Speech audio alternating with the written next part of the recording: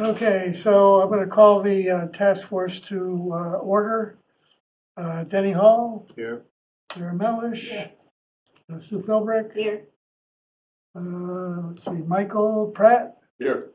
Richard Smith, I saw you were here. Here. Great. Anyone else? Chris Olney. Oh, and I'm here also. Okay, this evening, we're going to do a couple of things. First, at the last meeting, we talked about the actual districts, and we showed some tentative boundaries for what these districts would be. Tonight, we're going to start off by talking about some of the zoning parameters that could be applied to these districts to get to the overall density of 15 units per acre and trying not to cause too much change to the existing neighborhoods.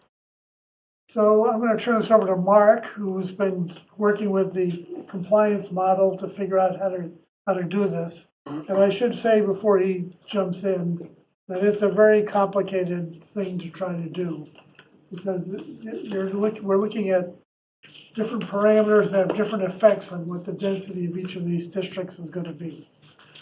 So setbacks is one, parking is another, height restrictions are another. So as you play with one, it's going to affect the density across the board. If you play with two, it makes it more complicated. If you're playing with four, I guess, it gets very complicated. So hats off to Mark for trying to solve all this problem. Okay. Thank you. Let's try and share this screen. There we go. This screen here is all the zoning parameters that we have that we can input into the model, whether we allow 3 and 4 family or more. If we have a unit cap here, what the minimum lot size you have to have, how many additional square feet per unit or a base square foot to start with for the first unit, what your height is, other restrictions. We have tried not to add too many new restrictions that we don't have, such as floor area ratios or step back requirements or those types of things. We tried to keep it to kind of match our existing zoning wherever possible. It also has lot coverage, which is what we have in our current zoning for the building, and then for the building and parking. And then there's, of course, there's setback requirements. So I modeled in parking requirements as well. So we originally we had 4 main districts. For the purposes of modeling, I split Pine Street into 2 different districts. I took the Powder House and the Newport Park. I separated those and included some of Elm Street property at the end of Elm Street, as well as Sawmill Circle properties as well into the Newport and Powder House, which is the new District 5 on the model. It is about 9 acres, and it gets a unit count of about 20 per acre, 20 units per acre. And then the remaining of Pine Street, again, remember, we need to have a total of 15 units per acre. So for Pine Street, and I'll go through each of the parameters for each of the districts after we go through the summary table. But Pine Street is District 1, and so what's left is about 12.7. acres. Now, I had to calculate this by hand because I didn't create the model, and I was moving things around. So, so I have the 12 and the density of 12 of 11.2 acre units per acre. On the far right is where you see the total, and that's, we have 15.2 units per acre. We need to be at 15, and 586 units is the total. We can adjust that a little bit, up or down based on some of the parameters. If so, Pine Street has 142 total units. Beach to Valentine is 77. Allen Street to Lincoln is 75. The LCD is 110. And then the Newport Park Powder House area is 182. So that's how we get to our 586. So if we go into check the parameters for each of these districts, we'll go to the Pine Street district first. So we allow 3 and 4 families, but what we did is, because we have some larger parcels, we capped, in this version, I capped it at 5 as far as the maximum number of units you can put on a parcel. I tried to cap it at 4 because we had talked about not allowing buildings greater than 4 units, or having, if we did allow more than 4 units, they would have to split it into 2 different buildings so that the massing wasn't so large, and you would have 2 smaller buildings on a parcel. So I tried to keep it at 4, but it drops it just under, and I can change this number and show you on the summary sheet that it drops, and I change it to 4, and we go to the summary sheet, it drops us down, if you look over here on the right side, to 14.7. So we're underneath the 15 units. We're still over the 559, we have 568, but it makes the density really low for a multifamily zone, gets it under 10. So, so that's why I have that at 5, to make that work. What we did is, I started with the Richards model, which had a minimum lot size of 6,000 square feet, and kept that the same. And if you have the base lot size of, for the first unit of 2,000 square feet for the first unit, plus 2 for each additional unit, on a 6,000 square foot lot, you could get 3 units.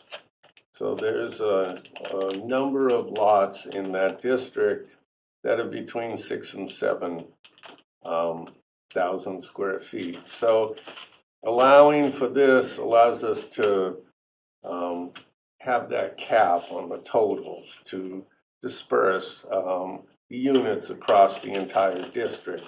And that was done because we had talked about trying to maintain the same kind of character for Pine Street and these areas. So that's what we have in town, is that we have a mix of multi-unit buildings with singles, but none of them are very large. So how would a lot that's smaller than 6,000 square feet be? it would only still be able to do what's in the underlying district. It wouldn't. Even though it's in the district? Yes. Okay. So it would be able to have a single family home. We kept the height at 2.5 stories.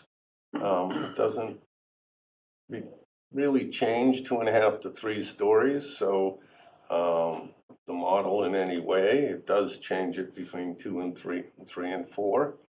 So we left the existing height.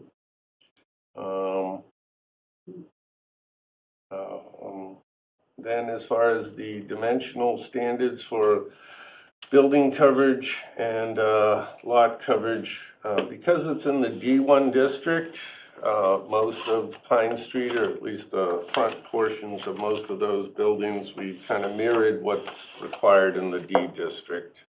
So that's where that is.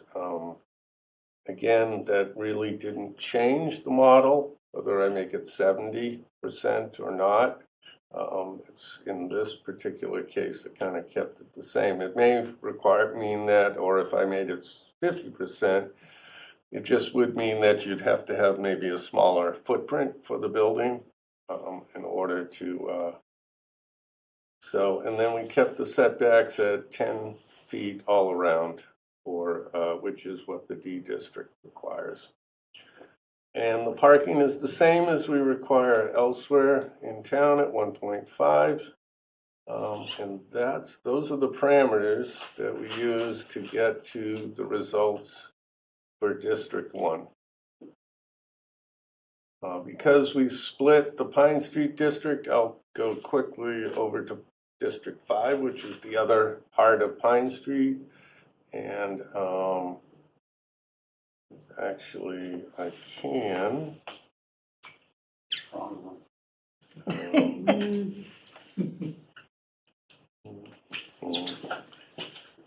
is this in my way? Input summary.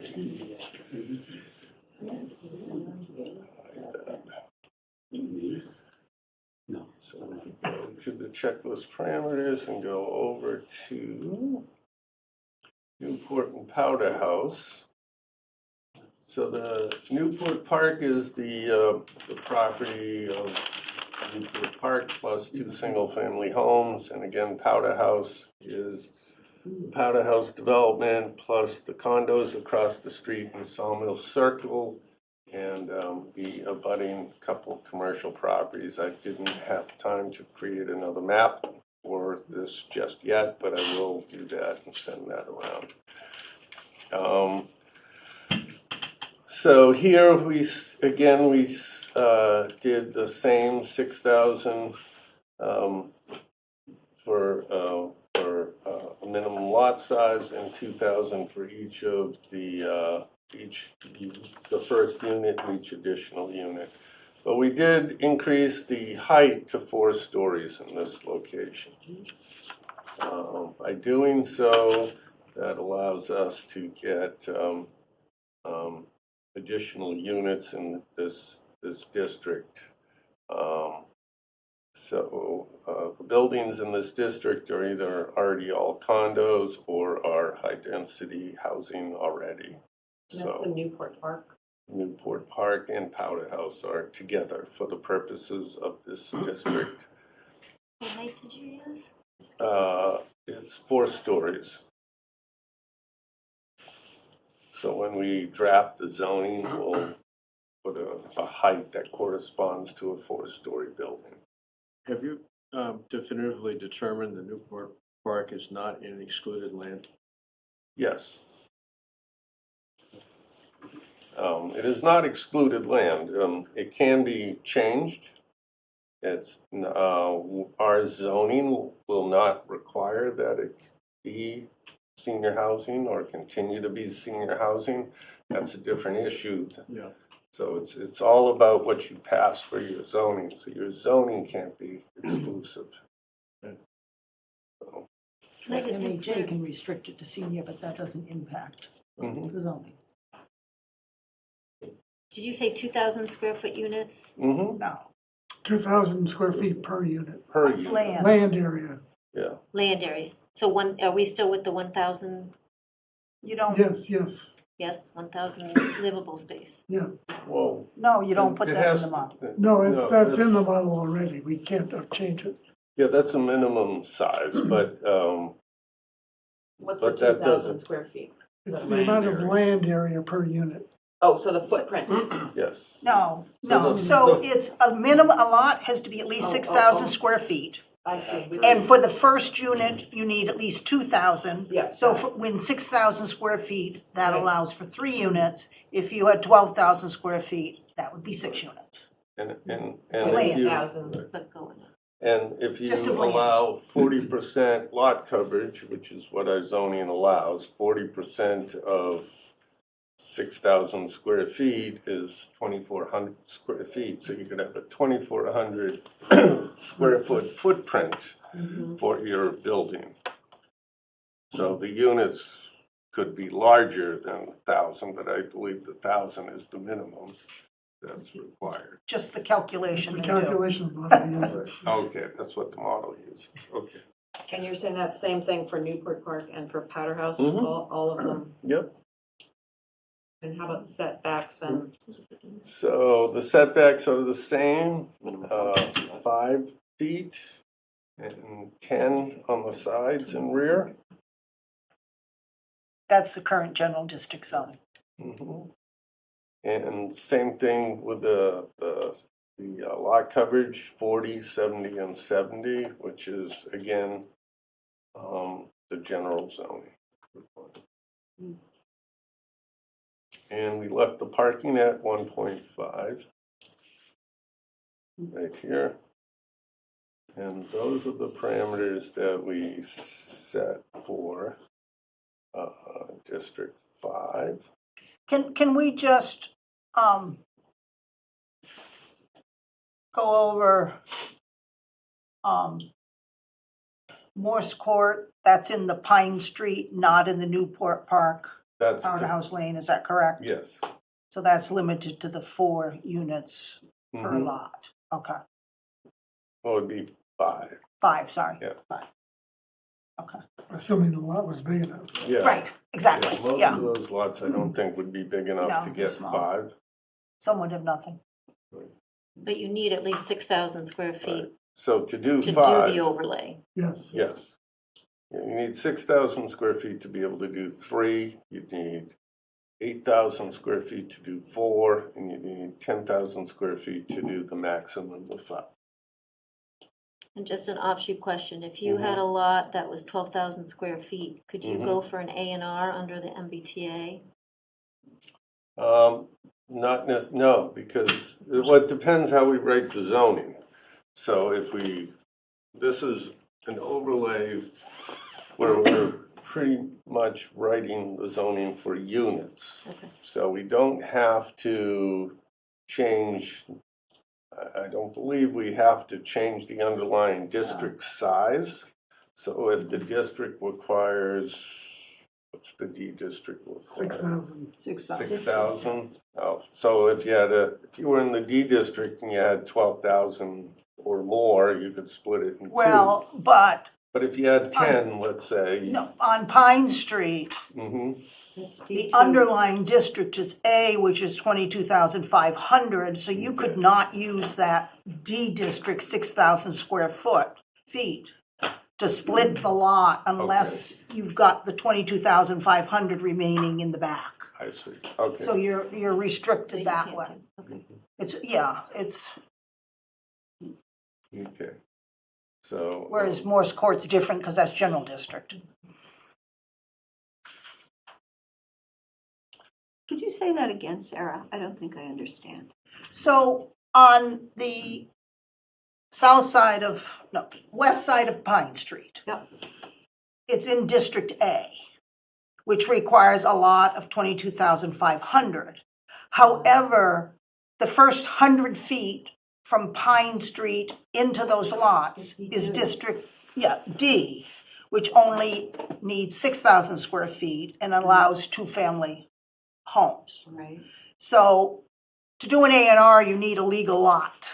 Mm-hmm. So you wouldn't be able to create 2 lots unless you had at least one left in the back of 22,500 square feet, and then you wouldn't have frontage.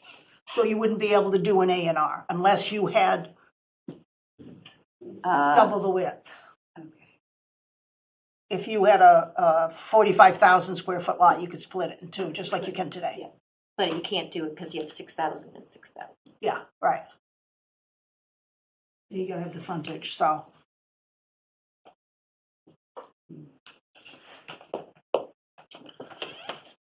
Okay, any other questions on District 1 and 5? Now, District 1 and 5 will be still a contiguous district with two.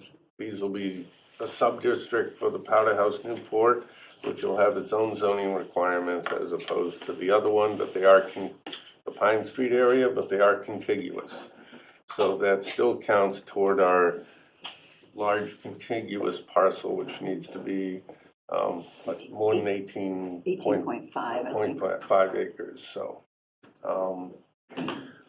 So that works good. So the next one, District 2, is Beach Street to Valentine. So it starts at the corner of Beach Street, where the gas station is. It goes up Summer Street, includes the condos and apartment complexes. It crosses over at the substation, includes that and the house up by the corner, and wraps around C Street to the end of where the Valentine storage was at the corner of Tappan Street. So that is, again, minimum of 5 acres, so we're at our 5-acre minimum. And we have here 77 units. In that district, I can tell you that we already have 46 units in that district. So the incremental difference is about 31. And we have a density of 15.4. So if we go to the checklist parameters, show you how we got to that number.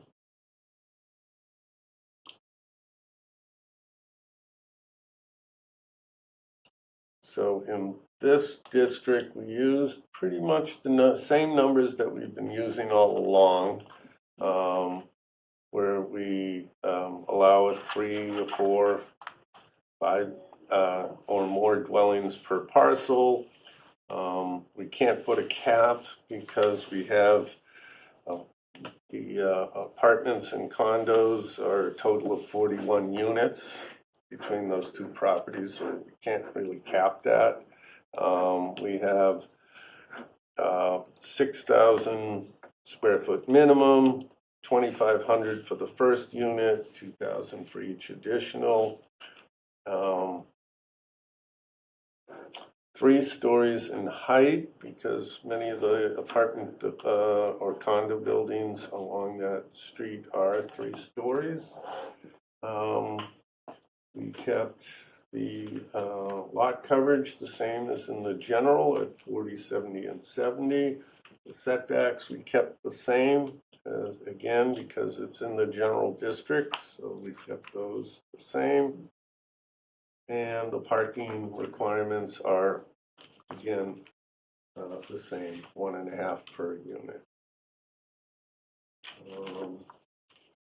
And that's what we, And the existing, that's in general? yes. District is in general? All except for Valentine Movers is District A. And C Street, the C Street. And C Street's District A. Now I did think about splitting this district into 2, into a little sub-district for the Tappan and C Street side of Summer Street and the other side of Summer Street, so that we perhaps could put a cap on those buildings on the bigger parcels along C Street. So we could do that. The only thing is I can't create a 6th district in this model, so it would only reduce maybe the model by a few units, and the density probably wouldn't change very significantly. So the model doesn't allow you to do sub-districts? No, it does allow you to do sub-districts, but you'd have to start a whole nother model. You can only put 5 districts on a model, so you have to start a whole nother model spreadsheet and So can I ask on this, since this is a different zoning than G with greater setbacks currently, What is? A, Hey, yeah, It's only That's one for property Tappan in and A. C. Oh, only 3 This is properties the- in A.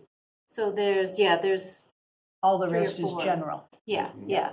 But I'm just saying for those properties where those houses and neighbors are used to a buffer, setbacks, can we honor that and still keep the numbers? So, you know, if you're going from a 25, 30-foot setback to a 5 or 10, that's a big difference. I don't think it'd make any difference, I think you probably can do it. They don't have setbacks of that size on In that A? street, on C Street. One of those houses is very close to the road.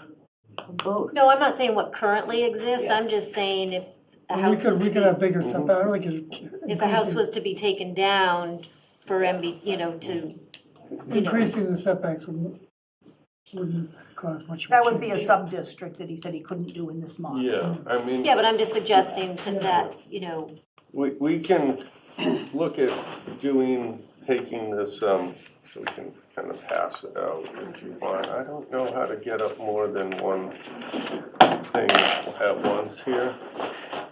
You could take, So we should just take so one? I started Fiddling with it. putting a map together and then I realized I can't really, this way at least I can show you, Yeah.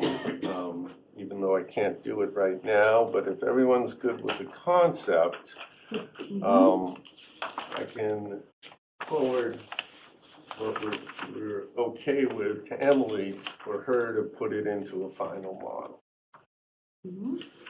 Because I think Emily's already exceeded her allotment time for modeling, so Bless if you. we can kind of come to a general consensus, even though it's not final, that I can bring this to her, she can do the model as such, so. how many hours did she have? I don't know what it is, so I'll pass one on to Jeff. so that would include the Valentine and those other few properties there. It looks like the substation Mm-hmm. property unfortunately goes up in between the 2 small residential lots on C Street, is that correct? No. I'm looking at the Can I property make a- line. It looks like this. Oh, Can I make a point on those C Street Yes. properties? This is Richard. I think none of them qualify for multifamily units except for the warehouse. they're too small? They're too small. If you look on the dwelling units per acre column, you'll see 0 for 4, 8, and 0 C Street. But the reason to include them is to make that contiguous district. That's correct. Is to make the That district is be the correct. right size. Yeah, understood. I'm sorry, Richard, you said they could not do the MBTA overlay on C Street? They wouldn't Wouldn't qualify can for be any included. multifamily houses because the lots are too small. Smaller than 6,000? Yes, that's what Richard's saying. That's what he's saying. Well, I'm just column in the compliance model for those properties, 0 units per acre. well, I think number 5, 5C, yeah. that's the one at the corner. Yeah. Well, number 5 is the warehouse, is No, No, the other corner, Richard. 34 Tappan is the warehouse. Yes. Oh, no, that's that. Yeah, the corner of C You're right. and 5 Summer. qualifies. Yeah, could have 6. Yeah. But that's, you're right, that's about the only one. And in that district, you said there are currently 40 units? In this total? In the total district is 46. 46, and the But in the 20. sub-district? Oh. In that sub-district right now, there's 4. Okay, and possible total allowed in that district is 77. In the combination Yeah, of the two. combination of two. Yes. Okay. And then how many in the sub-district? It would be 6 plus 8, which would be 14. Unless we put a cap on the number per lot. Right. We could do that in that C Street area. And that wouldn't affect the 15 per acre overall? Probably not, because it would be It's a very reduction of, Numbers are small, just a yeah, few. small, like 8. Seems like the place to do it. Mhm. Right. Yeah. Yeah, it just limits the impact to C Street and Captain Street, and it's only a small reduction, so. Unfortunately, it's like a house of cards and you pull one out and you Right. don't know what's gonna happen. We haven't built the house yet. But yeah, those current setbacks are 30 feet, 20 feet, 40 feet, so that going to 10 is a big difference. Well, under the zoning, they Yeah. are. What exists in reality is different. Right. And I don't think we want to zone the overlay larger than what's actually there. My only point was that when you buy into a district, you look, most people don't, but you would say, okay, well, I know like my rear setback is 40, my neighbor's is 40. If nothing is there now, nothing's gonna be built. I'm gonna have an 80-foot buffer if I'm back to back. But remember, 2/3 to 3/4 of the properties are non-conforming, so people do not have that today. And I think that's the challenge with our zoning, is the districts don't make sense in consideration of the existing lots. There was zoning put on which have much larger acreage than what's actually there per lot. And so it doesn't make sense in the overlay district to go to the underlying zoning if that's not there. Can I just make sure I understand? Yeah. Even leaving aside everything MBTA wise, right? Yeah. I get what you're saying. There's non-conforming stuff there Yep. right now.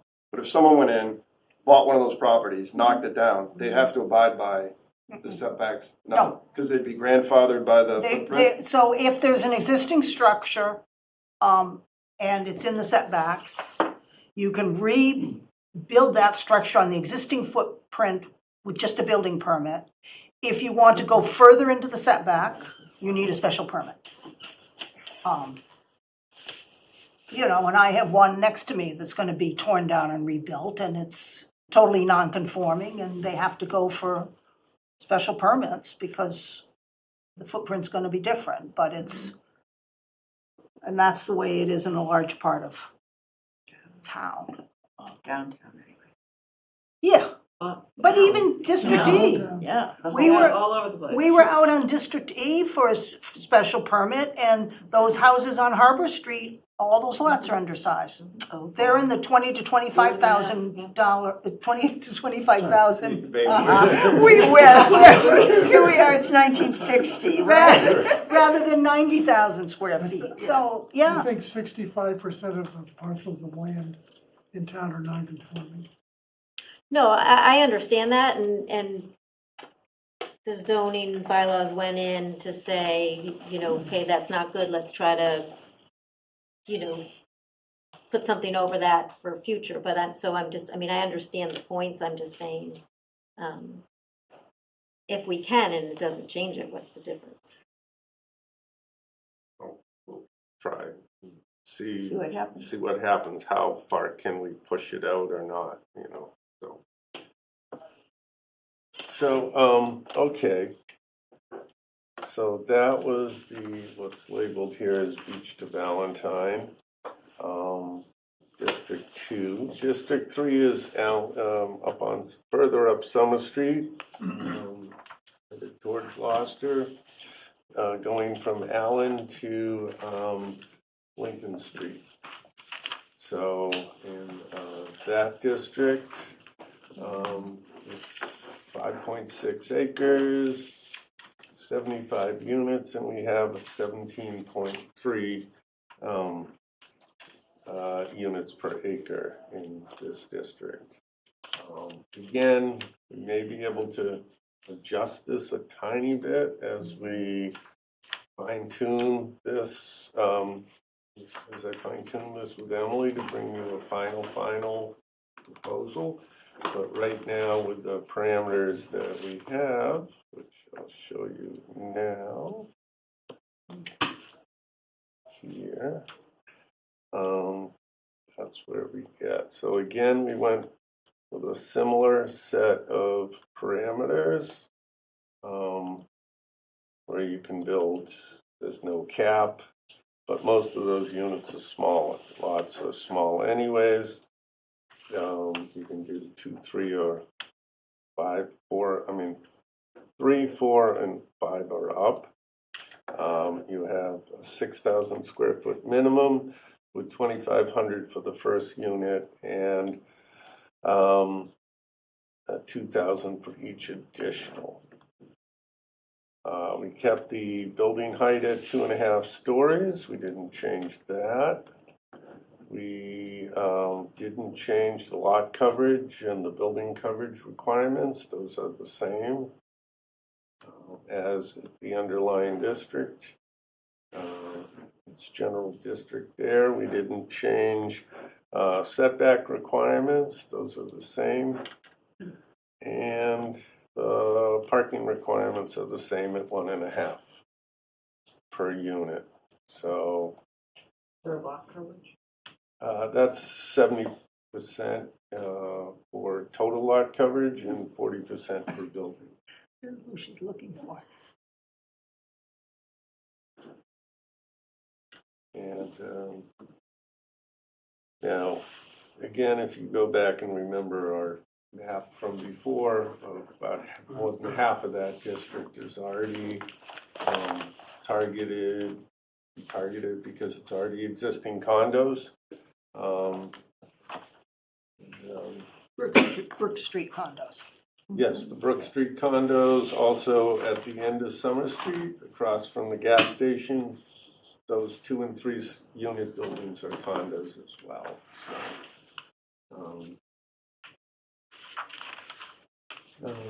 So unless there's any questions about that. Do you know how many existing units are there? So the existing unit count is, We had that last week.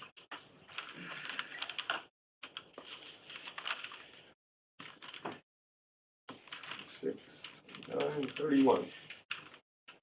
31 units. So I guess, I started doing counts, but 75 is the final stuff.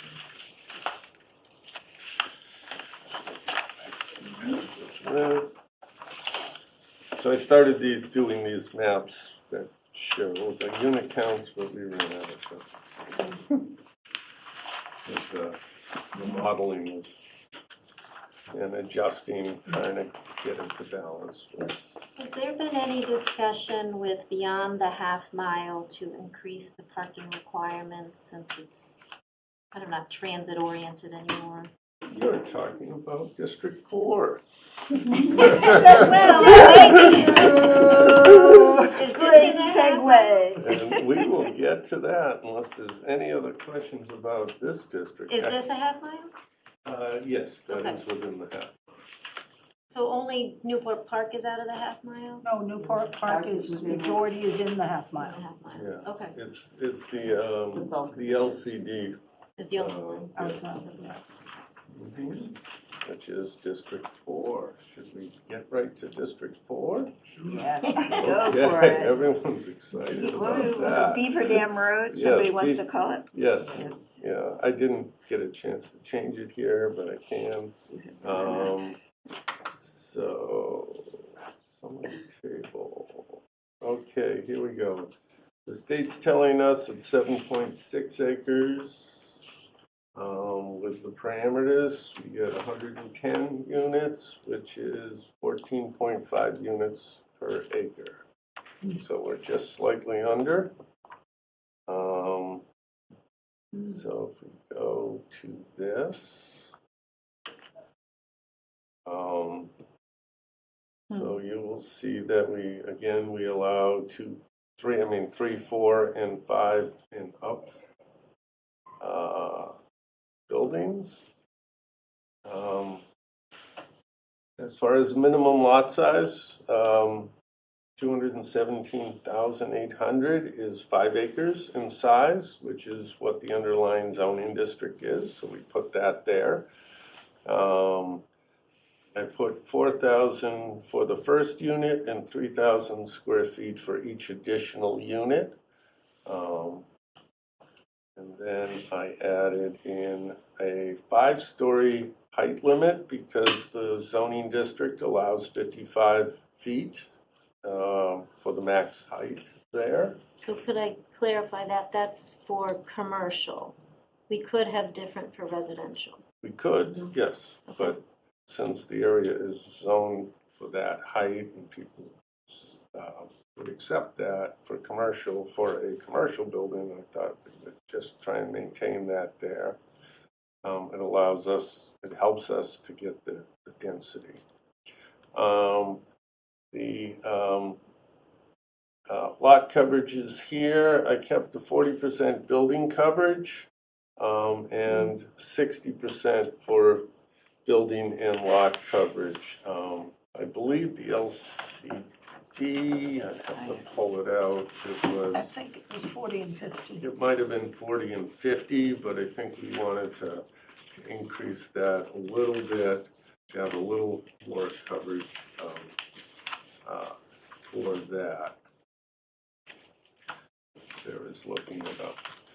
And as far as setbacks go, Yeah, it's 40 and 60.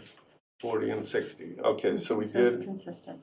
So we did keep that consistent. What we did change is the setbacks from the property lines. And that district requires, I believe, it's pretty large. I think it's 150 from any street and 100 from any other lot line. So I felt that was a little excessive to have such a, especially given the location of the parcel that we've chosen here. So we reduced it to 50 feet all around.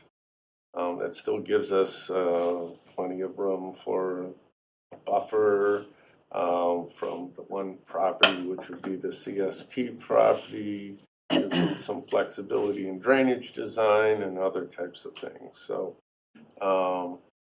that's why we put 50 across the board there. And here's the answer to Mary's question about parking, because it is not really transit oriented aside from the highway. So most of the larger units probably will have 2 cars. We required 2 parking spaces per unit there. And so those are the parameters, but those parameters still get you 110 units out there. So that allows for a fairly substantial development that a lot of multi-unit builders would be interested in doing should that property ever be put on the market. So one thing I'd point out about the parking is at 1.5 spaces per unit, you're talking about an acre of parking for and at 2 units per space, you're talking about 1.5 acres of parking. So if we're trying to protect the open space and the wetlands, we might want to think about parking a little bit. Well, it's kind of disturbed already. Yeah, that property is 100% disturbed. I mean, there's nothing really there to preserve, and anything that would be designed would go through a full engineering and and review and new drainage, and so Now you could do a garage. yeah, we'd probably add screening and buffering requirements around the property and other things specifically for that district. What's the height restriction again for District 4? Well, it would be 5 stories, and the height is 55. That's the current height restriction for that zone today. For commercial, For commercial. because it's commercial district, right? So here's my real question, like, just for the sake of argument, if you made that 5 down to 3, because everything's connected, now you're gonna lower the number of units for District 4 and you're gonna have to push it up somewhere else? Yes. Yes, Right. you push it up in the downtown. Yeah, so we were trying to kind of keep this at the 15 units per acre so that we can play around in the downtown and have some a little higher, some a little lower, so that we get that average of 15. Because every new unit in District 4 is a new unit to the community. There's no underlying units that you can subtract. Or say, for example, those are condos, so even though you might be able to build 4 units on that lot, there's 2 condos, for example, Brook Street on each of those lots. You're not going to see those being purchased and knocked down and redeveloped, so. What was the assumption on the parking in terms of acreage, If I'm- Chris? So it's 300 square feet per parking space. 300, not 250? 300 is The model uses 300. Okay. If I might point out too, that that district is already, even at the density we're doing, it's already lower than the densities in 2 of the downtown districts. So, I mean, I would have preferred to see it even denser, but it would be very tough to lower it, I think. It would be interesting to some degree, to give these dimensional requirements to the architects and say, if our direction to them is going to be make a new neighborhood in the LCD, can you do it with these? See what they have to say about it. See how they might The first thing that they will say is we want more acres. Yeah, that's right. They've already said that, Richard. And they will say less parking. Yep. Less asphalt. And they might say, now can you pay us for our They guidance? tried that. We gave them our same salaries. But anyway, it might be an interesting exercise to do and get a response. They might give you some ways to tweak it that would be of interest. Well, if everyone's kind of comfortable with this, I will forward it to them, and then I will send it to Emily for a final modeling and tweak so that we can then kind of review it before we start actually crafting the zoning that makes this work. I know it's pretty straightforward math, but is there a row that shows the delta? Like, in other words, District 4, you got 110 minus 0. Obviously, the answer is 110. I mean, I guess in my mind, it'd be nice to have a row that I started a different chart. I don't know if I can- Emily gave us a Emily, chart with it's those numbers this- in. it's But this- that was So- incorrect. so, The Oh. chart was incorrect. Oh, okay. Yeah, the So chart was Mark's been wrong. working on a correct. Got I was working to correct that chart. Okay. Of course, I opened the wrong thing. But just to make sure I got it right, District 1 is 142 minus 142, so it's 0, right? No. No. There are a significant number of units on Pine Street. Yeah. And so, for example, the beach to Valentine is 77, but currently there are 40, what is it? 47. 47 units there. So you could knock everything down, build 30 additional units. So what's the difference between final unit capacity per district row and the row that says total units in stationary?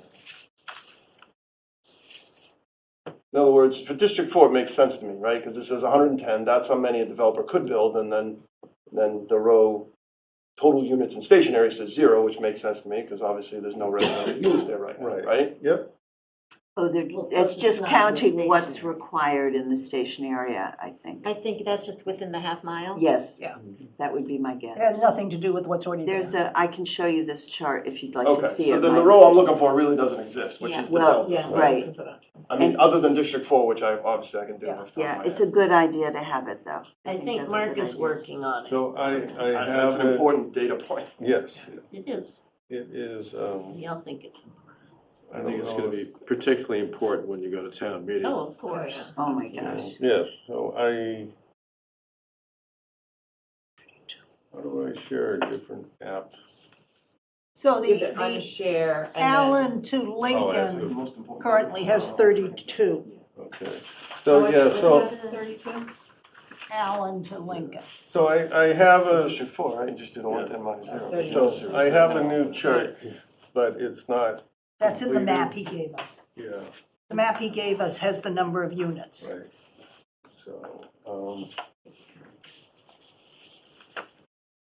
So I've done the Beach to C Street, which is the one we were talking about, which is 46, and the potential is for 47, 77.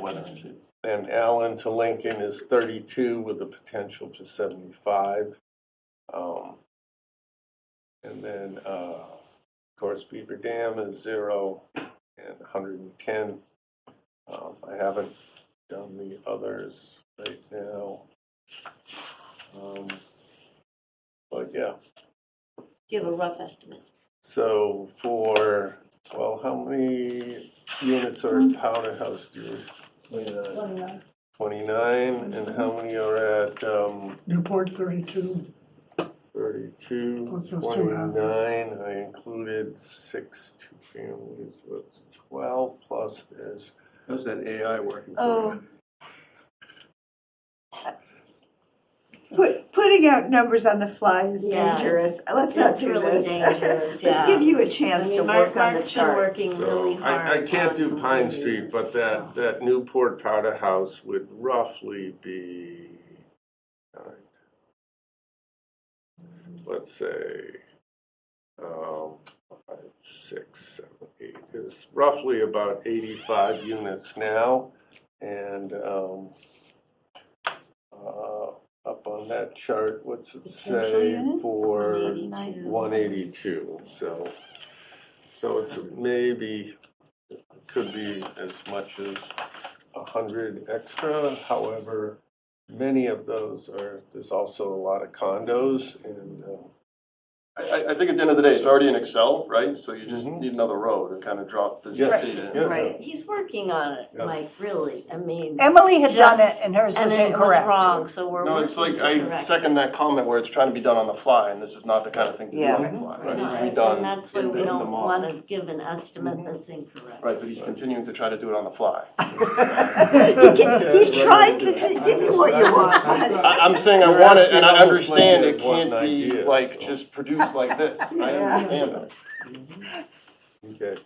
Can I ask you a question about the non-conforming line? I believe those would be parcels that are too small, Yeah, under 6,000. that are under the 6,000. Okay, so, Small number.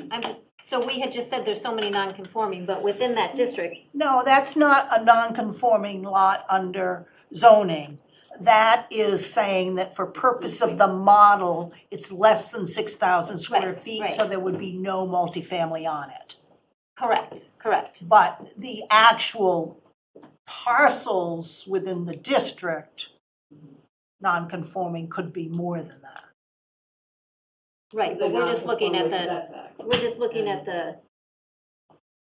so if we're looking at District 1 and it says final unit capacity for District 142, am I looking at this to say then only 6 of those are non-conforming? Now, only 6 of those couldn't have multifamily built on Right. them. Right, okay, so, It's a different But they're not, meaning of non-conforming. right, so 136 could be zoned under No. multifamily? oh, yes. No. There's not, the 142 is the total units, that's not the total lots. Okay, so where do I see total lots? Total lots? Yeah, I don't total think parcels in Total the zone. parcels. I don't know that there's a total parcel line. there is in the model, but You can just go to the That might be go to helpful. the parcel tab, look at the number Maybe line. just for me, I could try to pluck that out. There's a few more. Let's see if she had that. Size Harvard. Where did you say to go, Richard? Parcel tab, It, individual district tabs.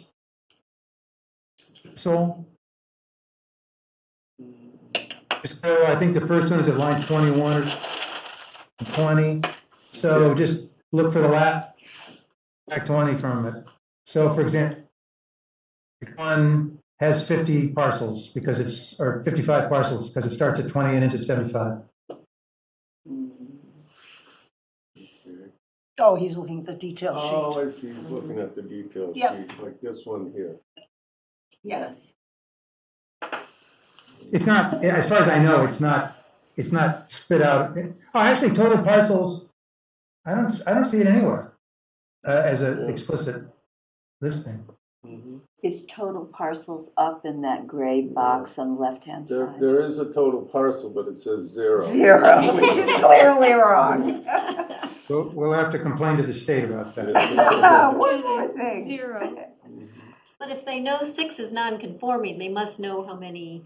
It's just not, it's not printed out in a nice, neat fashion for us, so it's something Mark has to do by hand.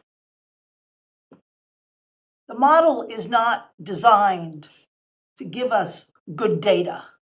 It's designed, That's good to know. it's designed to show whether you're conforming Conforming or not. with the Or law. not, or not, with the With the law. law. Yeah. Right. Right. We complying with And the it law is or not. blind to existing information.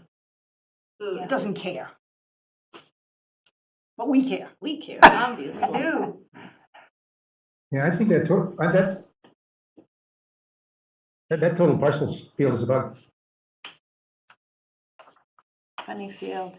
Can I just clarify something? So when we've said that the number of possible units, that means the zoning with just these parameters would, a full build out would allow that many units. But that is silent on if the parcel has wetlands or is constrained by flood. Or has ledge. Or has building constraints. Right.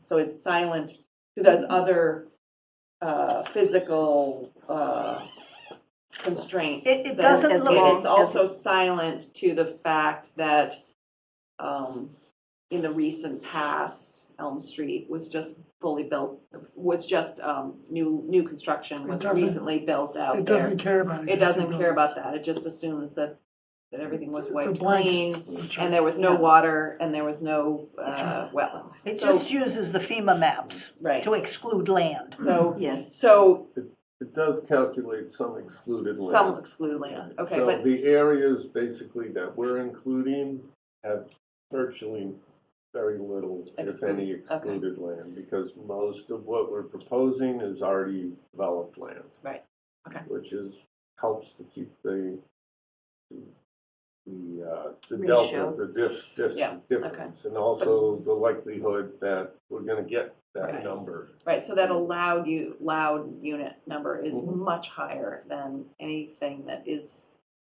gonna be built, Reasonably built. reasonably built in a absolutely, yeah. cost-effective. Mhm. I think the other thing you have to remember is we were going after, the majority of the areas have small lots. Yeah. So to make any type of development financially feasible, a developer would have to come in and buy Several contiguous small lots from a number of homeowners to make a larger development. So one homeowner in the middle holds out and they don't have their development they want. And if stuff is selling for $1 million a parcel, that's a lot to put in. You know, you gotta put a lot in before you can start developing.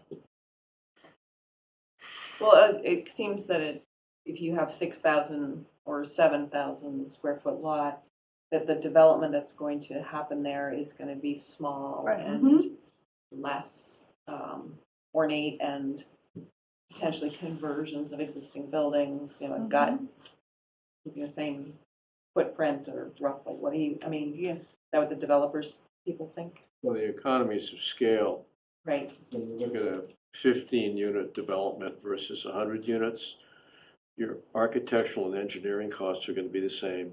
There's a lot of fixed costs that have to get amortized over the number of units.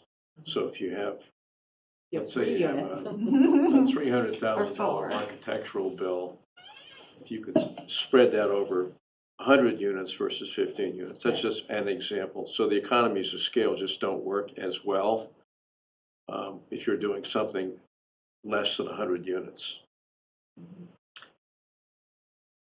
Another question that I have is, do multifamily units need to comply with the existing building code? And the reason I'm asking that is we are currently a stretch energy code, building code. Yep. But there is a possibility for the town to adopt the specialized opt-in code, which is a more aggressive code. And if we did do that, these units would need to comply with that as well, right? And so would any other. So would any other building, right? Anything else? But Yeah. that is another, because we're a green community. What we can't do is Is- have it apply Of only to course, MBTA right. zoning Of course. properties and no others. Any other, So, I mean, I will say with the economy of scale and all of that, that there are pockets in each of these that either have one owner, LLC owner, right, that could be a larger scale, or the gas station property, Tappan Street, et cetera, and there's plenty of developers that are more than happy to do 3 families and 4 families. They're not all looking for economies of scale. So I don't want to give anybody the impression like that, Nothing's been. right? So I think it was talked about at a meeting, I think Susan had mentioned it, that if not this consultant, some consultant was going to do a probability of build analysis. Well, we want one.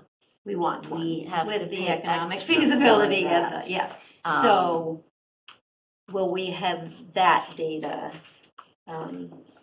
forthcoming, or, I mean, because, So there's several additional studies that we've talked about doing here. And each of those have, if we hire a consultant to do those, there's a cost involved.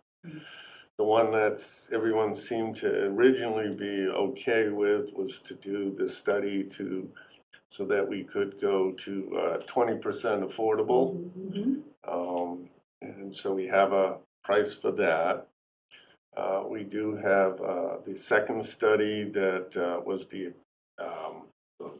propensity to change study. That's the one. We have a price for that. And then the third study is the impact analysis study. We don't have a price for that. So I have requested that. So prior to going to Greg or having this committee review the cost of all 3 studies and voting to request 1, 2, or all 3 be done, I would like to have costs for all 3. That makes sense. And then also to find out what Greg has for funding, because he does not have, I believe, enough funding to do all of that work. Unless he's, in his budget, he's has additional funds for FY25. The planning board does have a budget in this fiscal year and then another one in next fiscal year. So it's, would have to be encumbered in this fiscal year or spent in this fiscal Yeah, year? once there's a contract in place, the monies can be encumbered. Okay. Yeah. So it is possible that so one of the other questions is how much do we have left in our budget for this year? I believe we increased it for our ask for next year. And so all of that data would be, all of that would be good. What do these studies cost?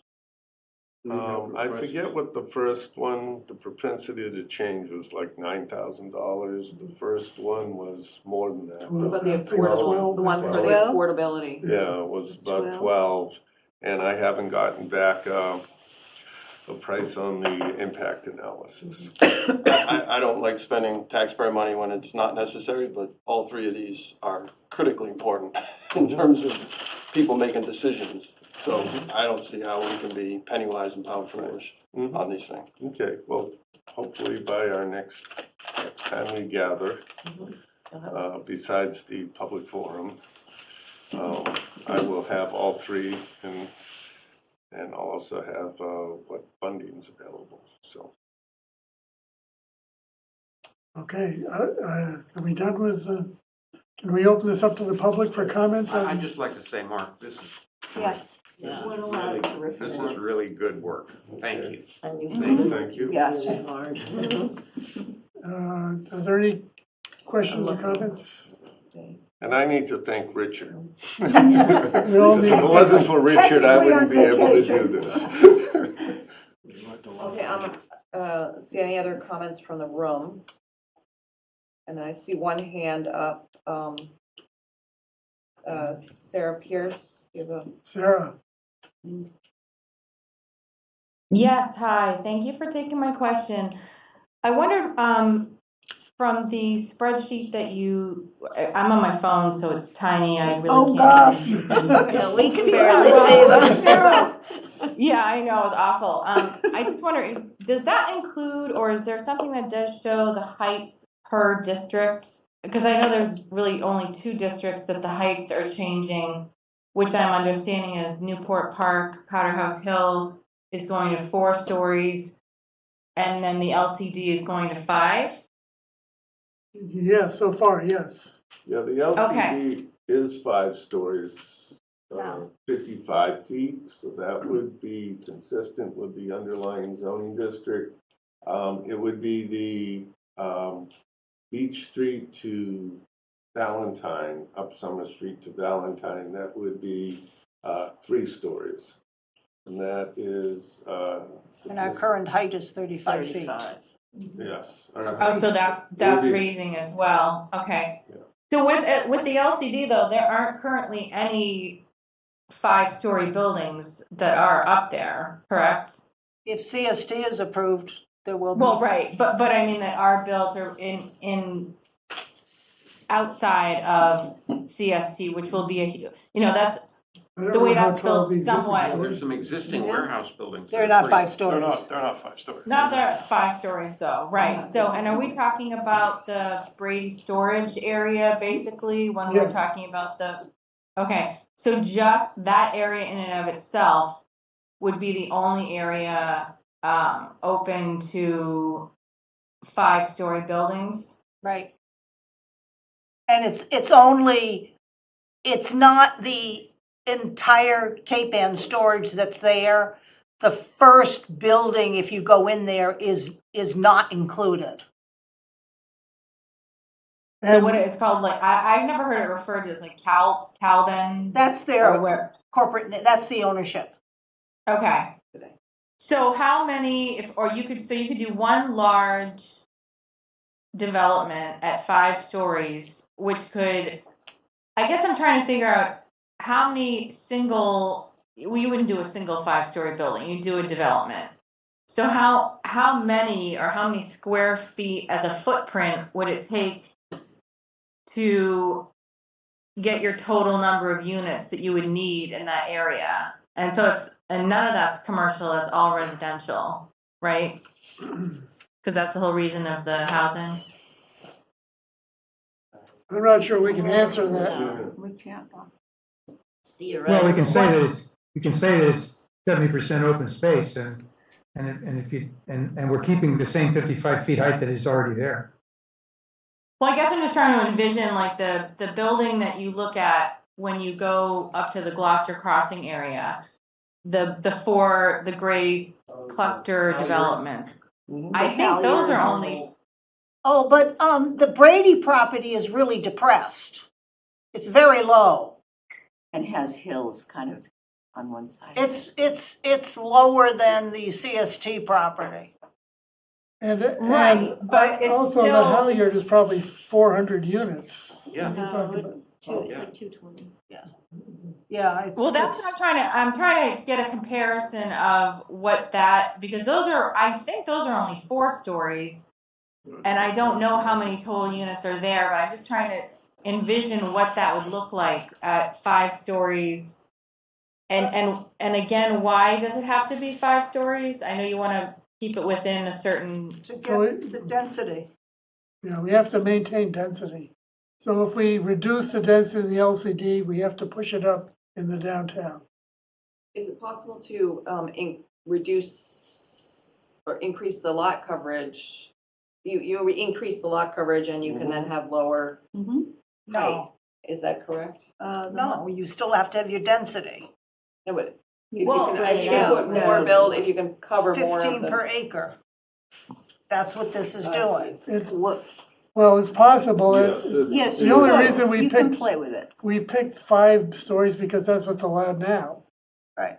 Well, that's what allowed. That's For what commercial allowed. buildings, But If it's okay for commercial from a visual point of view, it's probably okay for multifamily from a visual point And of view. remember, you can have design guidelines too. But it's possible that we could make it work with 4 stories. We don't know. that Well, I that think might you be also something want- to- Okay, yeah, let's, sorry. let's I think you also want to think about the people that are going to live there. When you lower it to 4 stories, you either force the units to become smaller or you use up more of the footprint Land. and have less open space in the area Yep. to live. So the numbers that we came up with were just coming off the model. And if you lower the size of the height of the building, We Oh, lost you. Can I ask another? Sure, yes, sir. So I think Laura made a really compelling point for thinking about creating a sort of a neighborhood. I mean, Mhm. a large building or a tall building might be well suited for senior housing or, a number of kinds of housing. But if you think about what a developer might build is in terms of townhouse type things that are gonna be less dense. Is there a way to, do we believe that if you were to limit it to 2.5 stories, connected townhouses, that we wouldn't be able to get the density? Is that the I problem? think we can probably say that That for Yeah, definitively. definitively. So you, The other thing to keep in mind is just because something is zoned, oh, I know, doesn't mean that they're gonna build it. You could still build a townhouse, a developer might go in and say, like the, these units will sell better if we do townhouses. right, And he might build 60 units instead of Right. 100 or whatever you the got there. junction at Yeah. Essex or, Right. something like Right. that. So just because it's Oh, zoned absolutely. doesn't mean the developer always It's gonna maximize maximizes. that, Right. He may choose to build something that is marketable, which is also important. Yeah, build less And and get charge more. more. Right, right. But my question is, I have a vision of a townhouse kind of, a little, whatever. A little that- square. And that question, whatever that is, that we can't can't meet our goals if we limit it to that kind of construction. No. Okay. 7.5 acres. Townhouses generally get about 6 units to the acre. And so if you do that, it's like Mercury. If you do that, you're gonna do Right. something more over Right. here. Right, because the model does not allow you to just say, let's double the acreage, because when you do that, you actually dilute it further. Yes. Yes. Yes. Well, and you have to, Perpetuating problem. you have to increase the size of your contiguous I area understand. downtown. Downtown, because it's a density issue, not just a unit issue. It's a lot of It's a math. density and Right, it's an area issue as well. Yeah, right. It's an acreage issue too. But back to the question of what might get built, we don't know, don't have any idea because we don't know who, but someone could build the townhouse model by buying not that 7 acres, but adding another 7 to it and, No, because they're not, So the other 7 wouldn't be zoned. Right? right. They'd only be zoned That's for all it's commercial. zoned. There's no other. Unless you Now, the want to other change thing- the rest of the zoning. Oh, yeah, well, that's a whole nother. The other thing to keep in mind is those buildings right now are rented. There's an income stream coming out of those buildings. So, you know, the owner may not be all that enthusiastic about putting Selling. that on the Right, market. obviously, any of these properties, that's the, goes for across all of these Yes. overlay districts. Yes. You need a seller and then a buyer who wants to invest enough in that. So there's a lot of ifs. And so that brings me to a different question concerning the question about the feasibility model. Feasibility, it's like doing a build-out. There's so much conjecture in a feasibility model that I understand the desire for it. You know, what really is going to predict the future. But there are so many, It's like any Yeah, forecast. that's right. any forecast, there are just so many variables in just if you held interest rates and costs and rents static. But just, those are just Yeah, three no, things that are not static. So the propensity to change, I would not necessarily recommend that we do that because of the uncertainty without fully understanding how they actually do that. So until I actually talk to them and understand it, I'm not so sure I would want to recommend that we do that because you will get way too much variable information. And it could be helpful, it could not be helpful in trying to move this forward. Now an economic analysis, I mean, that's a little easier. It's been done for years and years and years. There's a lot of data based on the type of units that we would probably be zoning for here. You know, how many school children are, in an apartment, or, type building or a townhouse building or a single-family home. There are some pretty standard numbers to be able to use, to be able to back that down. And based on our densities in our different districts, they could make some reasonable assumptions, and also as well as for like the increase in population. Again, based on the types of units we're zoning for, they'll say, we'll get 1 point whatever people per unit, so that's realistically, you're only going to get X numbers of calls more for police or fire a year, so you may be fully staffed already for that increase, or you may have to have an incremental increase. So that's a little Still hard. Still hard, but it's it's always variables.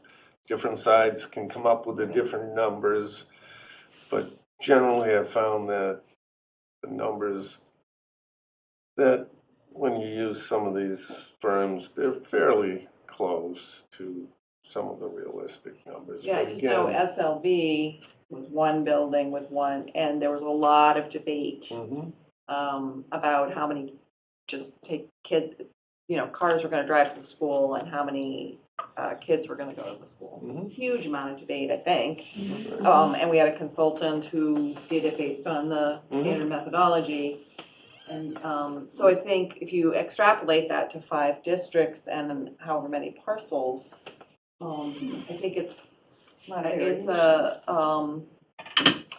I understand the rationale for it. It'll be harder, but it still needs to be done. I mean, and to your point, every forecast is wrong, right? I mean, no forecast ever hits the nail right in the head, but there's still value in doing forecasts, right?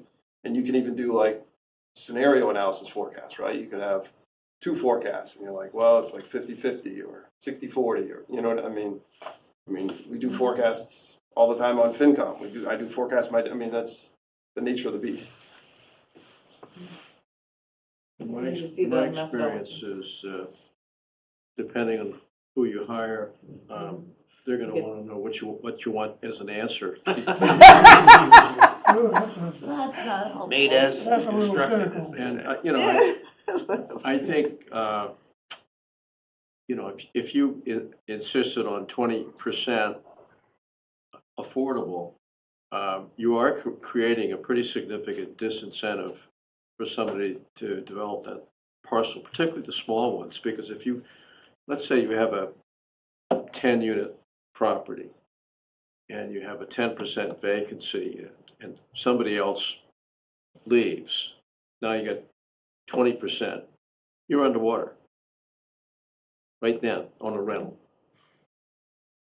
So, I mean, it would be a tool if you could get somebody to justify it, to create a disincentive, particularly on the small parcels. Something to consider. Well, a smaller parcel, you couldn't enforce it. Anything less than 5 units, you couldn't do it because 20% of less than 5 is less than a unit, so. Right. But anything over 5, you could do a 20% afford, you can only do it, well, it depends on the analysis. If we Sure, qualify. if we can Right. certainly do 10% right now. Right, 10% right now. So that would mean you'd have to have a 10-unit property before you can get any affordable units. And the Beaver Dam Road property could probably, if, assuming our study justifies it, could have a 20%. Yeah, could be 20%, so it'd be 20 units there, yeah. Yeah, Would you do 20% there and 10% elsewhere? I don't, yeah, I guess we Why could, not? I don't know, we could. Yeah, probably just have to get an economic analysis on the one Right. parcel. I think it's a generic study where they say, you know, this will work for any parcel. Okay, Can I ask a clarifying question? That talking about the LCD, I think Sarah asked that it's obviously zoning just for residential and everybody kind of jumped in. So it is just residential zoning up there, the MBTA overlay, correct? Yes. Okay, so it's not doing a multi, or mixed Mixed use. Mixed Yeah. use. No, no. Multifamily. Multifamily, not mixed use. Right. okay, so should we move on? Well, is everybody okay with what we're doing? Can we get Emily to at least model this? Does that make sense? I just had one quick follow-up with hold my. on, I wait, just- Sarah, you need Oh, to sorry. wait to be recognized. Oh, I'm sorry Let's, about that. Chris, maybe you can stop sharing, Mark, so we can Oh, okay. see the. How I'm do not I- sure we can see anyway. No, you can't. Okay, Sarah, you have a question? Yes, I just want to finish up with what I was saying. So, I think I just want to mention that I think given the task that you have all been given, that you've done a good job at trying to figure out all of these units. I do definitely disagree with the state coming in and telling us how to zone. With that being said, from the beginning, the mission statement has been from the task force that our job is to preserve the character of Manchester by the Sea, not just in District A, District B, District wherever. It is Manchester by the Sea as a whole. And I, just for the record, would like to say, I think if we start building 5-story residential buildings, that will not be in line with keeping the preservation of Manchester by the Sea. So that's just my thought on that, but thank you very much. Thank you for your comment. Any other? So is everyone okay with taking this to Emily now and getting a definitive model done? Yeah, we're gonna make the change in the C Street Valentine movers. Yes, we'll split that, And, each Do a to sub- Valentine into 2 subdivisions. and I should The say that, boundary. yeah, if it turns out, and Mary may be right on this, if the electric substation is excluded, we're gonna have to adjust that district a little bit, but we can do it pretty easily. I think Yes. she is right, when I went back and looked at the excluded provisions. Yeah, But we should get the professional yeah. opinion. But if the state doesn't have it on their map, Right, but No. the state still thinks it's included. We'll ask- we But might in not case wanna we can ask assume- them. but they'll We catch can it. adjust it. in No, they any won't. case. They're all all working off what's on in their database. That's all they're looking at. Well, we'll find out. I don't give them that much They- credit, Sandy. Okay, Even if it's excluded, it still can count towards the 5 acres. It's just not in the density calc. Yeah, and it's not gonna make that much difference. well, it may not. Tiny enough. Maybe that's true. Okay, let's move on to the next subject, which I don't think is gonna take too much time, which is the design guidelines. I think everyone got a copy of them. We This is- skipped an item early on. Schedule? Yeah, Okay, well, I was gonna do that at the end. But we okay, can- that's fine. Doesn't matter to me. Sorry about that, yeah, you're right. So design guidelines, this is just a framework. It does not include design guidelines yet for the LCD, which are gonna be somewhat different, I think. But I think it's a very good start, and what these would do is end up being part of the planning board regulations for site plan review. Did you send those to the planning board or just to the task force? I thought I sent, Gail Gail sent them. Oh, okay. them. Oh, I don't know. But the thing that bothers me about these proposed draft guidelines is the draft zoning language for consideration. Oh, That sure. needs to be Oh, yeah. removed. Of course, So they Design included guidelines that. are one thing, the zoning. yeah. They Regs are included another. some design, Okay. some zoning language which is not necessarily what we're doing. Yeah, exactly, yep, absolutely And right. it just gives the wrong message. Oh, Yeah, it's sorry. like I think page we moved 5, that, Yeah, you're right. page 5 on.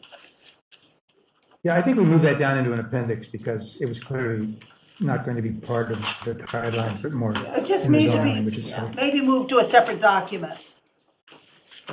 Well, in the end, I think the point is that this is going to go to Emily, who's going to give us some guidance on Yes. whether or not any of our language goes beyond the EOHLC's designation design guidelines. but we haven't agreed We're to- on that thin line between what is objective and subjective.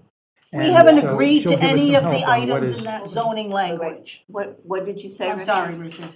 I didn't catch the end of it, Richard. I'm not sure what was going on there, but the point is that obviously setbacks and so forth don't have anything to do with the design guidelines. But the massing, the materials, the size of the buildings, the interruption of those facades, all of that. And this will have to be reviewed by Emily because she's going to have a feel, which I don't think any of us have, as to whether or to accept it. If you look at their language, they're very clear that it must be what they call objective. Now, that's gray. What is objective? Well, hard to say.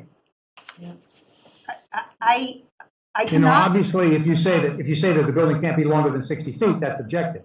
But what can you say about materials? What can you say about consistency with neighboring buildings? That sort of thing is going to be a matter of some difficulty for us to figure out whether or not we can include it or not.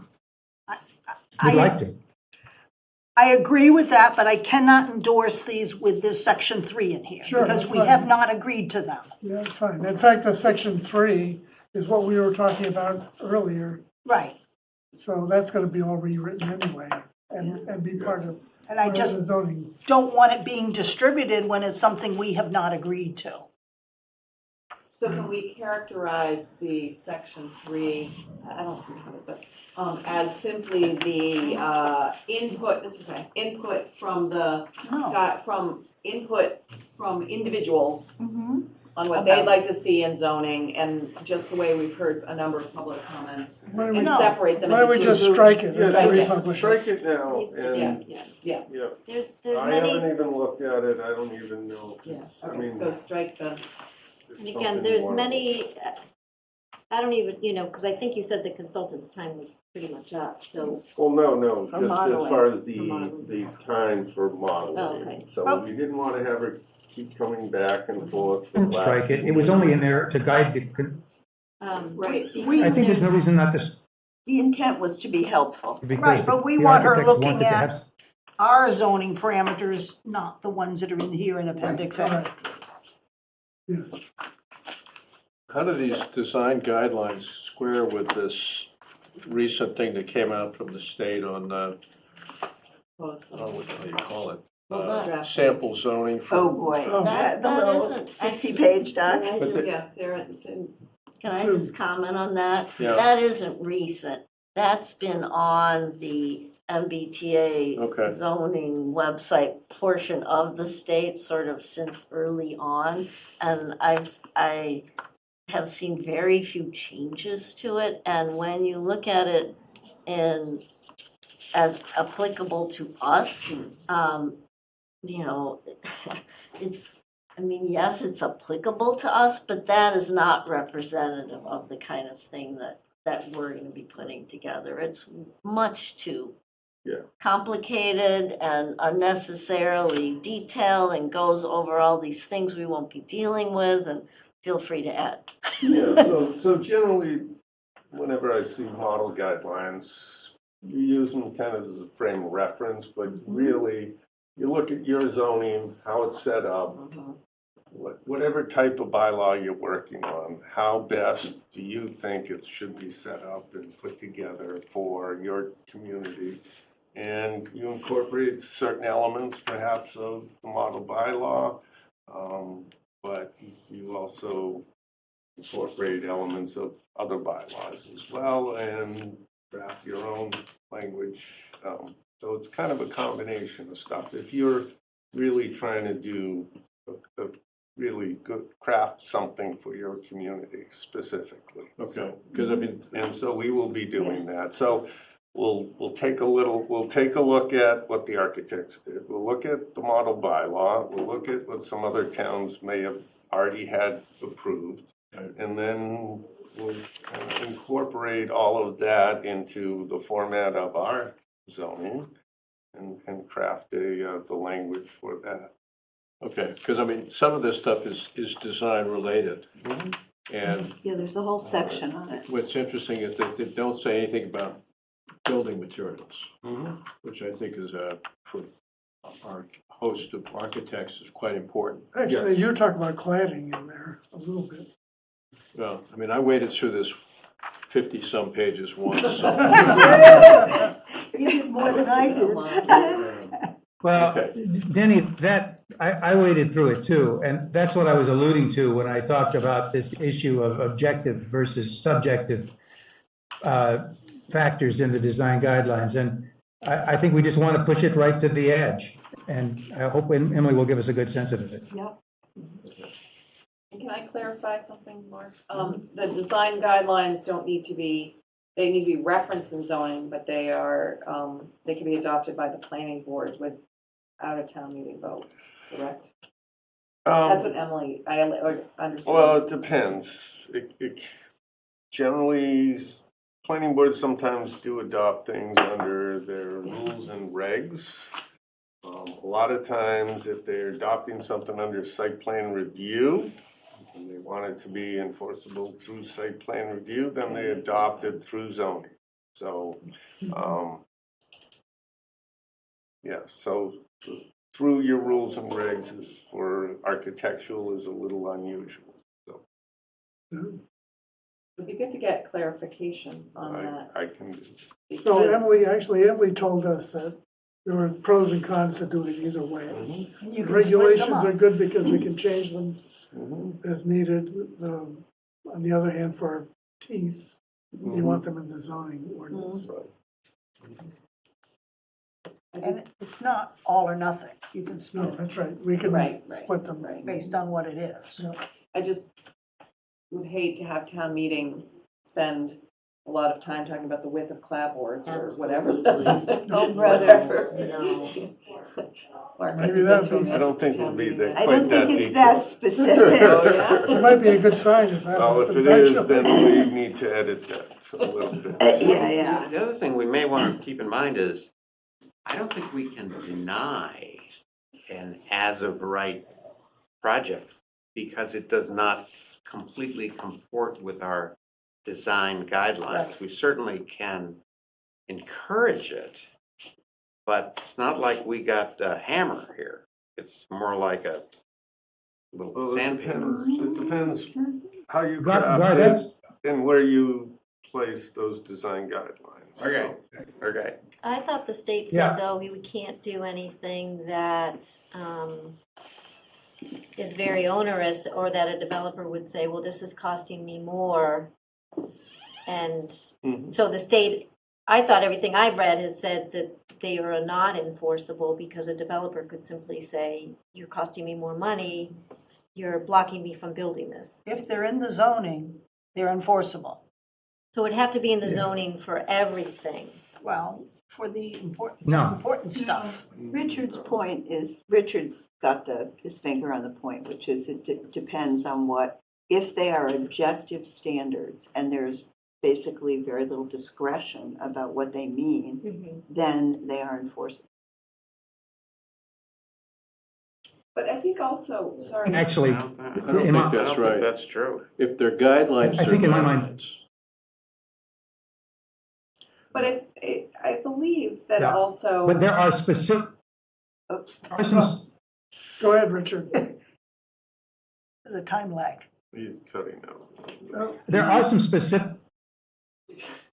specific objectives in these guidelines that, so that's one class of things. Things like the length of the buildings, the way that they're oriented. So part of what is in these guidelines can become part of zoning. Another part of these will become part of guidelines, and I think everyone's comment about the fact that they are ultimately cannot be used to deny a permit, that is correct, but they can be used to guide developers. There will be a question even amongst those parts of the guidelines from EOHLC, because they don't like subjective, what they call subjective. I think these will pass, but what do I know? Can someone give me But an example but of I a- believe these guidelines should be both in zoning and in guidelines, and in the site plan guidelines. a specific They'll be split. objective? Go ahead, Mike. Is there someone give me an example of a specific objective that could be a hammer? Like, Yeah, so a building cannot be longer than 60 feet without a modulation. Or a doorway has to be in the center of the building. Those are things that could be. And if it's longer Right, than or a it has to be, certain it has to be distance, it's gotta interrupted. be broken up. Right. So if they go into zoning, they go into zoning, Just for the overlay district. Be you. well, that's the point I want to clarify. If it's just for the overlay, that's one thing, but if we're trying to adopt it for everything, then that's a whole added Something else. steps and process. We're just that- talking about projects that come in under. But I thought the state had said you can't require something for an overlay that you don't require for other builds. I don't know how they could enforce No. that. Even if they say it, I don't think that's. Because I thought they said, like for site plan, or if we don't have design guidelines or guidelines, or in the zoning for other projects, we can't have it for MBTA, but. Well, the way- That's not what Emily has said. But the way that, the way they could enforce that, the state, is by, HLC will review our current zoning bylaw, and they'll review what we're proposing. And if there are problems with how the two relate to each other, that's where Mary's point comes in. I don't know the answer to that, which is why there's certain phrases we need to make sure we include in the zoning that we're writing for this, that will make sure this takes precedence if it can. But that, it's a point we need to really get nailed down. To Mike's question, one of the standards that might be considered subjective or discretionary in the materials and design elements, you correct me if you think this is wrong, Richard. Primary building materials should reflect the local context. That's kind of subjective. And that's very different than what Chris was just saying about you can't have an uninterrupted length longer than 50 feet or 60 feet, whatever. it seems like there's no value then to have the subjective ones, right? Right. Oh, Well, oh, no, they're guidance. Yeah, I think there are. I think if we told the developer, we would like to see clapboards on these buildings, The developer's gonna say, fine, stucco's the same price as clapboards, I'll do clapboards. If that was the case, yeah. Yeah, If he could save a nickel by doing the cheaper one, that's what he's gonna do. well, maybe you I can, mean, I think what we need is some clarity Around the for, process. so Yes. for example, many design, Yeah. several design guidelines I've written basically say no stucco, because that's not a New England style thing. So it'll say, use clapboard shingles or some other traditional New England cladding, right? And so is that like not specific enough without being an absolute design requirement that the state's gonna say you're going too far?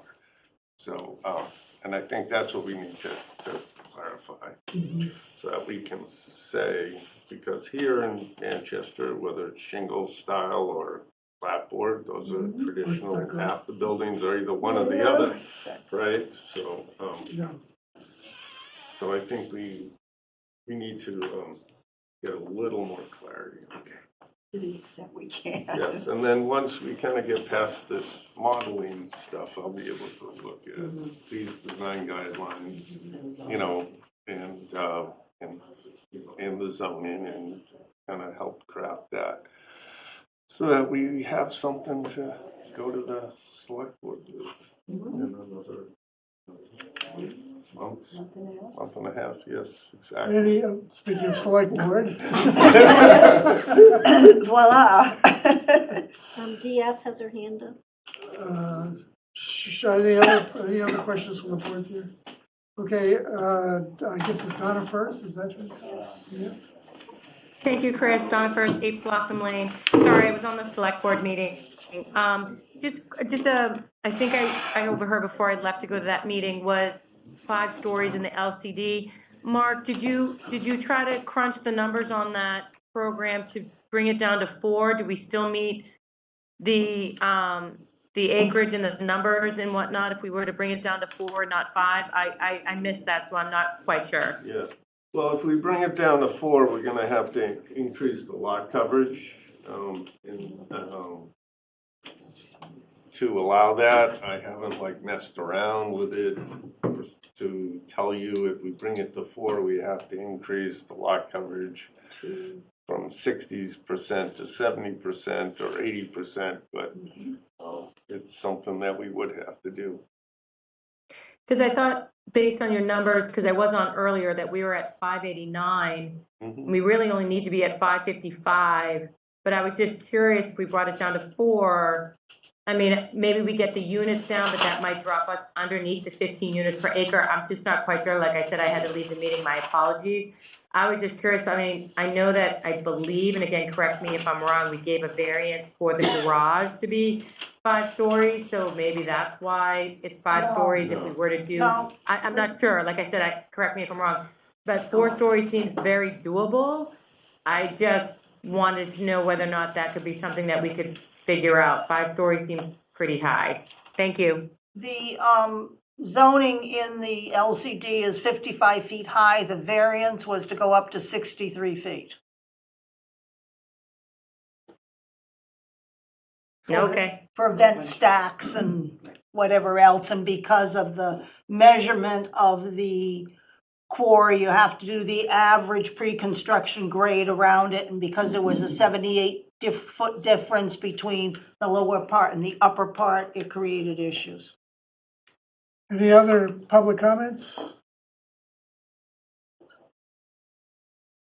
Okay. Diane, you have anything to say?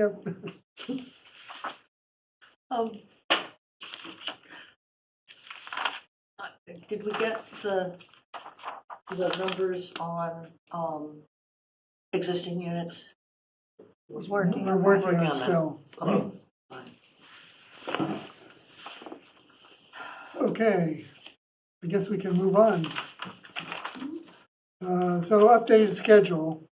So we have a community forum scheduled for a week from Saturday at the high school. And this is gonna be sort of like our zoning 101 thing.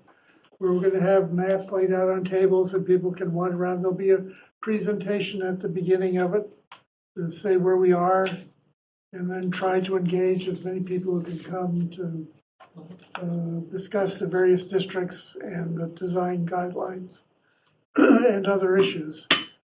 There is a meeting scheduled for next Thursday, which I'd like to keep on the schedule for now, just in case we need to do some more planning for the community forum. We might end up canceling it if that's okay with The everybody. meeting, not the The forum. meeting, yes, the meeting on Thursday. Yeah, and that's the second night of town meeting if we need it. Yeah, that's right.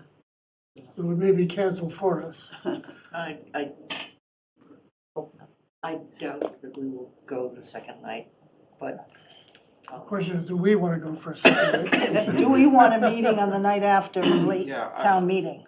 But well, let's wait, we just gotta, I hope we can cancel it, but I'd like to keep it on the books for now. How will that decision be made? I will make the decision. Okay. And let everybody know 48 hours before. I am probably not at all available that night, but it doesn't matter. And can I bring up a similar topic for the planning board? And that Sure. is, if there is a task force meeting on the 25th, it will be posted for both planning board and task force, but there would not be planning board business that night. And we have asked you to hold the 29th as a potential planning board business meeting. I'm not sure we have any business yet that can't be pushed off to the 13th. So we'll, again, Mark and I will make that decision and let you know as well. So that's the same. Okay, So one last thing on that, the next regularly scheduled planning board meeting is the 13th. Although we may meet with the select May. board. Yeah, that's a Monday. Right. In addition to joint task force meetings, but we're gonna move our planning board business back to Mondays yeah, makes sense. with, and in case anybody missed it, cell signaling will resume again, begin again on May 28th as the target date. Okay, So this schedule does not have any dates on it after the 427 public forum. There's no meeting scheduled. well, For we'll the be, task force, right. yeah. We'll be meeting, I think, with the planning board, at least going forward. So it will be On Monday Thursdays. nights, not Thursday Thursday. nights? Yeah, in general, yes. No, I think we'll have the task force work on Thursdays and the regular planning board meetings on Oh, Mondays. well, we can do it that way. I think that makes more sense. Okay, we'll do it that way. Because they're two. I just need full to understand Yeah. what a schedule is and not be We doing have it one we week can to send week. out Okay, to we'll everybody. update the schedule and send it out to everybody. That'd be great. Because I think we'll, after the public forum, we'll probably Yeah. want to meet that following Thursday. Hopefully we'll have some more information on the Right. final modeling, and the final parameters so that we can then proceed with both the design guidelines and the actual zoning text. So you're talking May 2nd? Probably, if that doesn't conflict with anything. Yes. And just to answer, to go back, I think the intent was rather than having the task force have to come to a task force meeting and then to a planning board meeting. If we Yeah, I post think them that's right. jointly, we can get the planning board input, planning board can take votes as needed if there's such a thing that needs to happen, like on studies or on Sure. recommendations. So I think that's more efficient. We've got, Yeah, well, well, so for example, that week, that Thursday meeting is a joint meeting. right, Yeah. Right, And- so and that's- if the planning board has a small item like we had this morning, maybe today, we could we start could it start it. at 6 instead of 6:30. Okay. Sue, do you want Just a bit more on the forum. Chris had said it would be like the prior zoning, it will be that format. but the content will be very different. We're not zoning 101, we're gonna be talking about MBTA zoning districts. That's what we're gonna be talking about. What we have put together so far, where we are, get public comment, questions, this is where we are. Obviously, we won't be done, but we want to just keep engaging the public, even though we're not finished. So that's the purpose of it. The other thing we've been working on is updating our FAQs, the handout that we drafted last fall. We have updated it, put in the districts that we're talking about right now. Just, again, this is where we are now. And then we have a section about where do we go next. And we just simply talk about procedure.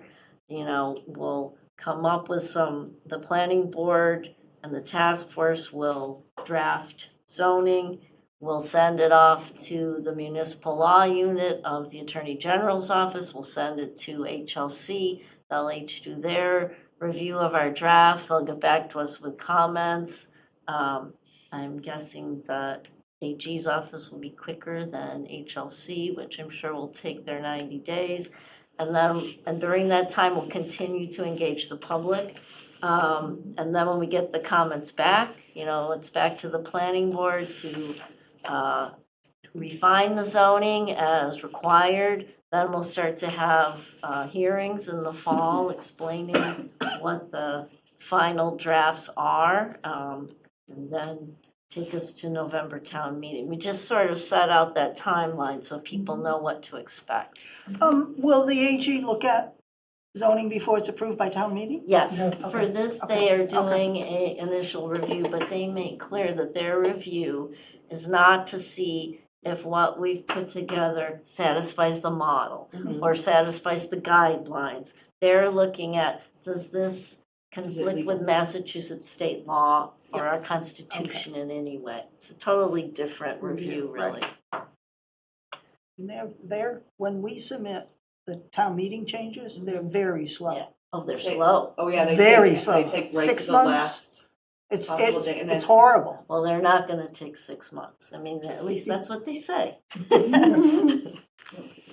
Is there any notice requirement outside of public hearings for us to update MAPC or neighboring towns or any of the other, because when we do zoning changes, there's a whole list of people that have to be noticed.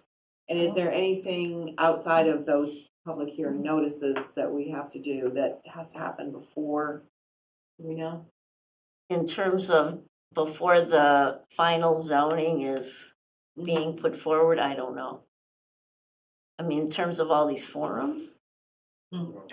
Legal requirements. Yeah, I don't think Okay. so. I don't believe there's anything in Okay. addition to what's normally required for a Okay. zoning change. Okay. All of those would apply. Okay, approval of meeting minutes, we got a set of minutes in the mail today. Do you have a chance to review? I reviewed them. I move we approve them. Second, All in favor? Aye. I'm gonna I abstain. have to abstain, I wasn't here. You might need to- You agree? No, We have 4? We have 4, All right, okay. and Aye. Richard, Five. 5. Oh, 5, Richard, thank you, Hey. Richard. Okay, I guess, I don't think there's any further public comment. you have to look. I can see that there is not. I'll take a motion to adjourn then. So moved. Second, and then take a motion to adjourn, All in favor?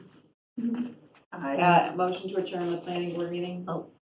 So moved. All in favor? Thank you. Thank you, everybody. I'm gonna ride home.